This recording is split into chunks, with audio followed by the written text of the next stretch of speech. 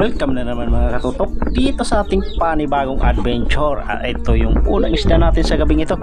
Hindi natin nakunan sa pagpana gawa ng ang bilis ng kanyang langoy. Hindi natin kayang abutan, kaya ang ginawa ko mga katutok ay pinana ko na bago nating nabidyohan. Napakalapad ng samaral na ito. At sa pangalawang pagsisid natin ay silay yung ating nakita. Sapol, lagapak mga katutok. Yun o, nasa 400 grams na rin ito mga katutok, kaya kwartang linaw din.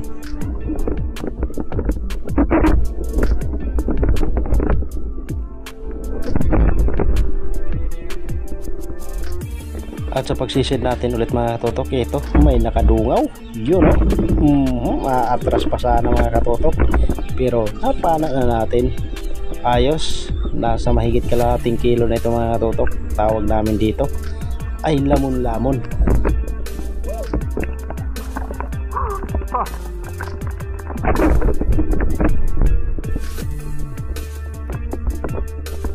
At sa pagsisid natin ulit mga tutok, yun talagbago. Ayos, malapad na mga tutok. Pandagdag na ito sa pambenta. Kwartang linaw ka bukas.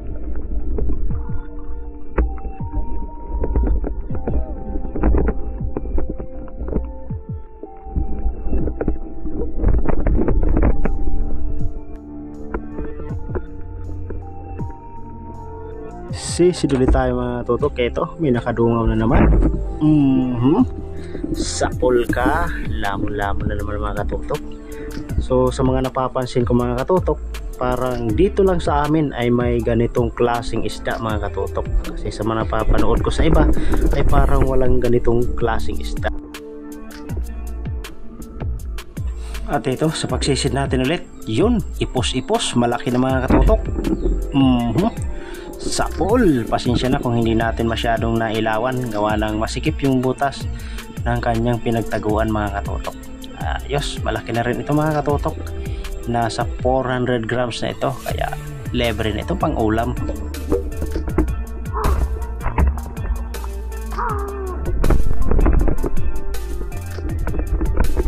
At dito mga katutok ay meron tayong napansin na isang samaral, pero nandun sa masikip na butas. Yun, pinana natin mga katutok. Sapol siya mga katutok. Yun, napakalaking samaral pala ito. Tawag namin dito ay lap o samaral bahura. Yun o, ito yung masarap sa mga samaral.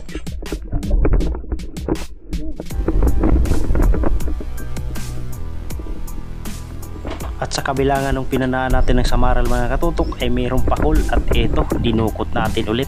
Yun o, malaking pakul ito mga katutok. Nasa 800 grams na ito, kaya libre na ito pang ulam.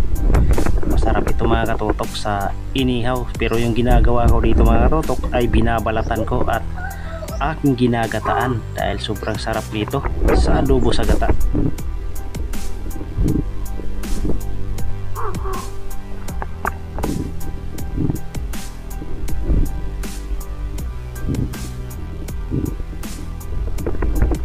At ayan, sisid ulit tayo mga katutok, at meron tayong napansin dito sa ilalim ng table corals. Yun o, samaral na naman mga katutok.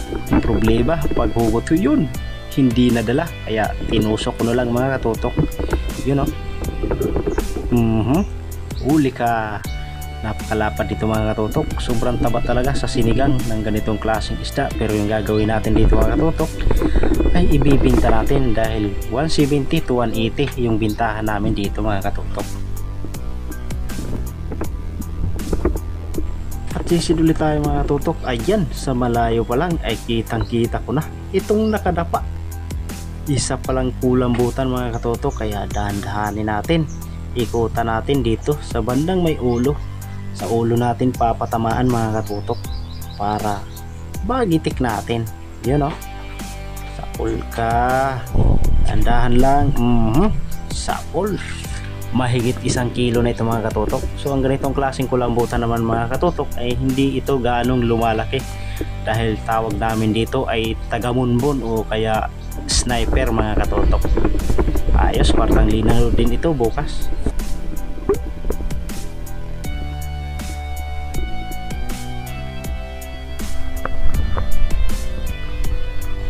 At dito nga mga katutok ay gumilid na kami. Gawa ng palumog na yung buwan at pataib na yung tubig. Palakas na rin yung agos mga katutok.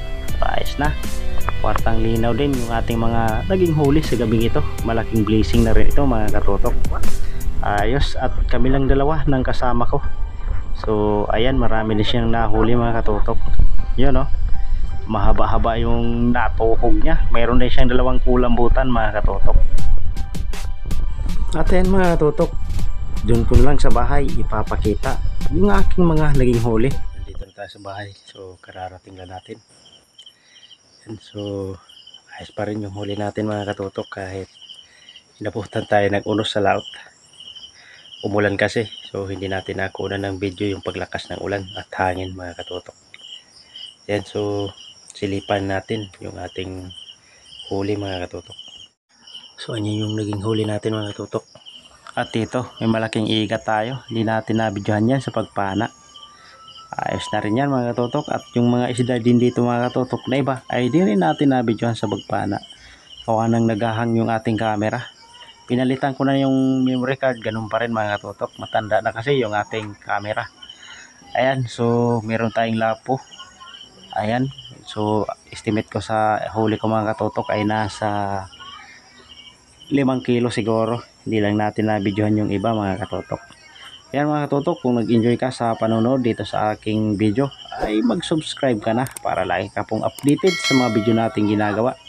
Kagaya nito, kaya susunod na po ang ating shoutout mga katutok. Mga katutok, magandang hapon. Kagising lang natin. Ayan, sunod dito na pala yung ating mga shoutout sa mga nag-aantay ng shoutout. Unang-una, shoutout kay Mario Ramas. Shoutout kay Sagwan ni Tatay. Ayan, maligayang pagdating sa Kabugsay TV.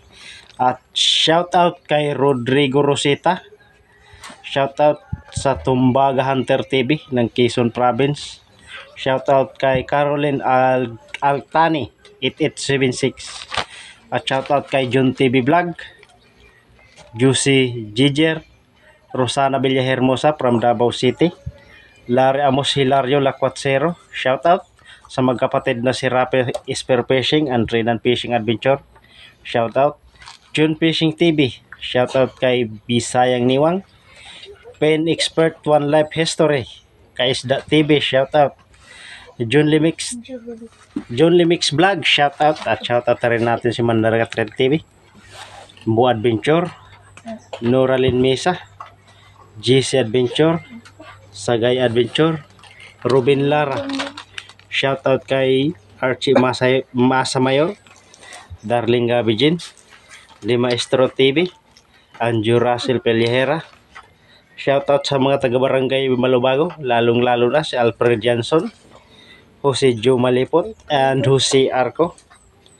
Shoutout na rin sa mga taga-barangay Aguada, kay GR Lucinicio Bailon at sa kanyang asawa na si Kati Bailon, and sa kapatid niyang si John Bailon.